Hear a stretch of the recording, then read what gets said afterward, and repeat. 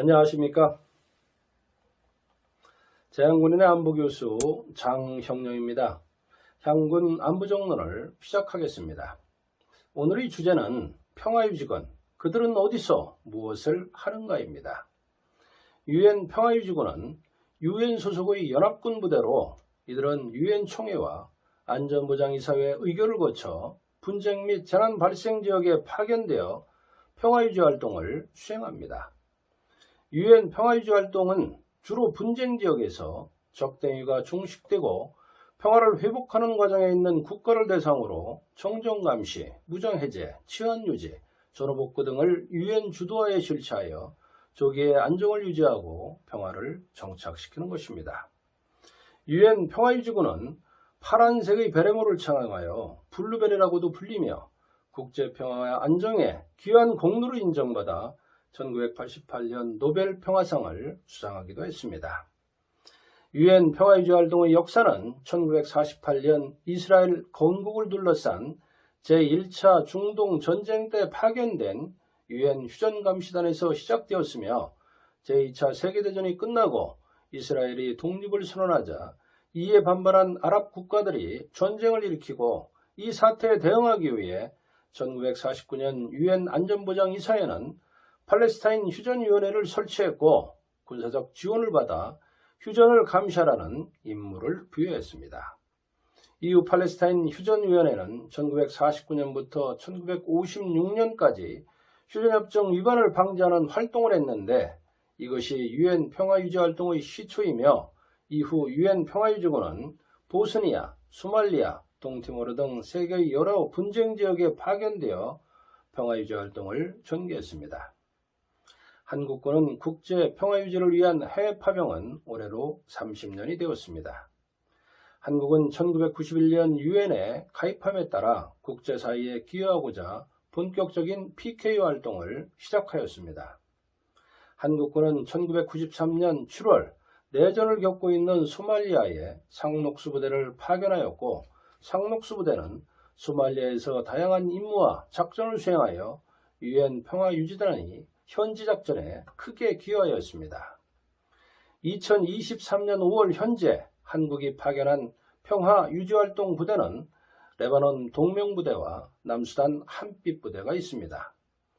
동명부대는 동방에서 온 빛이라 불리며 2007년 이스라엘과 레바논 분쟁이 격화되자 유엔의 요청으로 파병되어 현재 파병 18년을 맞은 우리 군의 최장기 파병부대입니다. 남수단에 파병된 한빛부대는 남수단 국민들에게 희망과 용기를 주는 밝은 빛이 되라는 의미의 재건 지원단으로 한빛부대는 2011년 종교와 인종, 문화 갈등으로 내전이 발생하여 수단으로부터 독립한 남수단의 안정과 평화 정착을 위해 파견되었습니다. 이처럼 한국의 유엔 평화유지활동 참여는 과거 6.25 전쟁의 폐허를 딛고 눈부신 경제 성장을 이루어 이제는 도움을 주는 나라로 성장한 모범 사례로 여겨지고 있습니다. 한편 우리 군은 다국적군 평화활동 파병에도 적극적입니다. 이들은 PK와는 달리 특정 국가나 지역 기구들이 유엔 안보리 결의 등을 근거로 지역 안정과 평화를 정착시키는 활동을 합니다. 한국은 2001년 이후 이라크 자이툰 부대, 아프간 오시노 부대 등이 활동했으며 현재는 2011년 1월 해적에게 피랍된 우리 선박과 선원을 구출하기 위한 아덴만 여명작전의 소말리아 청해부대가 있습니다. 청해부대는 파병 국가들과의 긴밀한 협력과 공조를 통해 호르무즈 해협을 통과하는 한국 상선의 안전 항해와 교민 보호에도 기여하고 있습니다. 또한 PKO 및 다국적군 파병과는 달리 국방 군사 협력을 위한 파병 활동도 지속되고 있습니다. 이것은 특정 국가의 요청에 의해 전투 위험이 없고 안전이 확보된 지역에서 교육훈련과 인도적 지원 등 비전투 분야에서 국방 군사 협력을 수행하는 것입니다. 한국은 아랍에미리트의 요청에 의해 2011년 1월 현재어로 형제를 뜻하는 아크 부대를 파병하여 현재까지 성공적으로 임무를 수행하고 있습니다.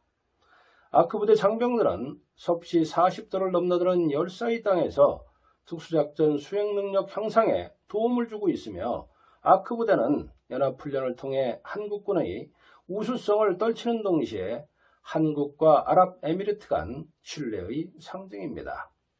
아울러 에너지자원의 안정적인 수급과 원전 및 방산 수출을 위한 교두부 역할도 수행하고 있습니다. 한편 유엔은 세계 평화를 위해 세계 각지의 분쟁 지역에서 평화유지 활동에 전념하고 있는 요원들의 헌신과 노고를 기념하기 위해 2022년 5월 29일을 유엔 평화유지군의 날로 지정하였습니다. 이에 부응하여 대한민국 국가보훈처는 2022년부터 세계 평화를 위해 희생하신 분들의 헌신과 노고를 기념하는 유엔 평화유지군의 날인 5월 29일을 해외 파병 용사의 날로 지정하고 기념행사를 개최하고 있습니다. 한국은 도움을 받는 나라에서 도움을 주는 나라로 성장하여 세계 10대 규모의 UN PKO 재정기여국이 되었습니다.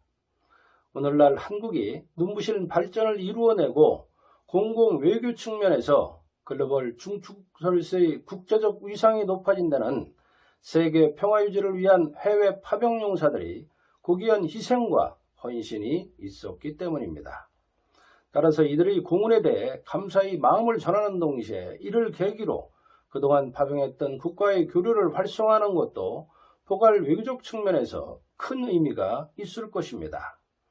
한국은 73년 전 소련이 사주를 받은 북한 공산 집단의 기습남침으로 풍전 등화의 위기에 처한 바 있습니다.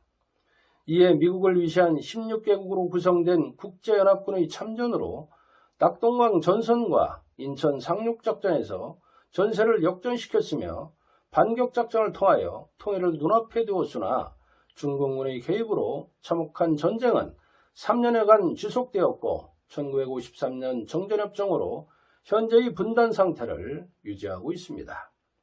6.25 전쟁에서 보는 바와 같이 한반도에서 전쟁이 발발하면 유엔과 같은 국제기구는 물론 주변 강대국들이 자국의 이익과 안보를 위해 관여할 수밖에 없을 것입니다. 한국은 6.25 전쟁에서 도움을 받은 유엔군과 우방국의 은혜를 갚는 동시에 국가 위상에 맞는 중추적인 역할을 위해 지난 30년 동안 해외 파병을 통한 국제 평화유지 활동을 지속 전개해왔습니다. 이들의 역할은 한국의 든든한 자산이 될 것임을 확신하며 오늘도 세계 평화와 안정을 위해 노력하고 있는 파병 장병들과 유엔 평화유지군에 감사와 격려를 보내는 바입니다. 감사합니다.